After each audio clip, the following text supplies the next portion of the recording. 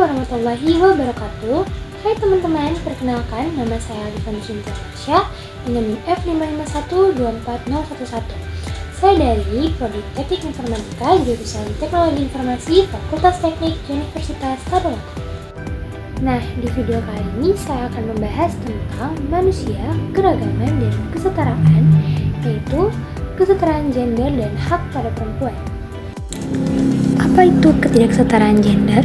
Ketidaksetaraan gender adalah ketidakseimbangan antara perempuan dan laki-laki dalam berbagai aspek kehidupan seperti sosial, politik, ekonomi, dan budaya. Meski ada kemajuan global, diskriminasi terhadap perempuan tetap menjadi masalah signifikan, baik secara terang-terangan maupun tersembunyi. Hal ini menghambat akses perempuan terhadap sumber daya, kesempatan, dan perlindungan hukum, serta memengaruhi kualitas hidup dan potensi mereka dalam masyarakat. Contoh aspek ketidaksetaraan gender di Indonesia. Yang pertama adalah ketidaksetaraan di dunia kerja. Perempuan sering menghadapi diskriminasi dalam bentuk perbedaan gaji, peluang promosi, dan stereotip yang menghambat mereka untuk menduduki posisi kepemimpinan. Selain itu, banyak perempuan mengalami hambatan dalam memasuki sektor pekerjaan tertentu yang dianggap lebih cocok untuk laki-laki. Yang kedua adalah kekerasan berbasis gender. Kekerasan terhadap perempuan, termasuk kekerasan dalam rumah tangga, kekerasan seksual, dan pelecehan di tempat kerja atau ruang publik adalah isu besar di Indonesia. Banyak korban kekerasan enggan melapor karena stigma sosial, kurangnya dukungan hukum, atau proses hukum yang melelahkan. Yang ketiga, ada pernikahan anak. Perkawinan anak adalah salah satu bentuk ketidaksetaraan gender yang masih menjadi tantangan besar di Indonesia.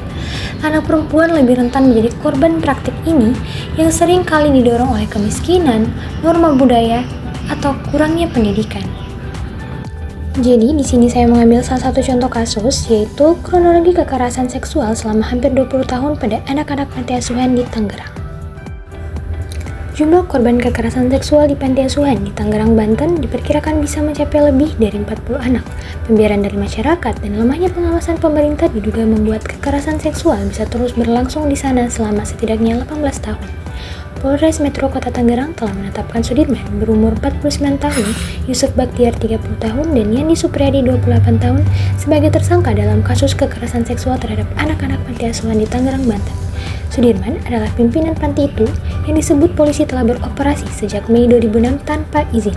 Sementara itu, Yusuf dan Yandi adalah pengurus panti. Keduanya diduga merupakan korban pelecehan oleh Sudirman yang kemudian berbalik menjadi pelaku. Kesimpulan yang dapat kita ambil dari materi ini adalah ketidaksetaraan gender dan hak perempuan adalah masalah yang mempengaruhi banyak aspek kehidupan. Dari ketidaksetaraan dalam upah, kekerasan berbasis gender, hingga hak suara dan pendidikan, perempuan masih menghadapi hambatan yang signifikan untuk mencapai kesetaraan yang sejati. Meskipun ada kemajuan, masih banyak pekerjaan yang harus dilakukan di tingkat global untuk memastikan bahwa perempuan dapat hidup bebas dari diskriminasi dan memiliki akses yang setara ke semua kesempatan yang ada di dunia ini. Upaya untuk menanggulangi masalah ini memerlukan kolaborasi antara pemerintah, masyarakat, dan organisasi internasional, serta penegakan hukum yang tegas.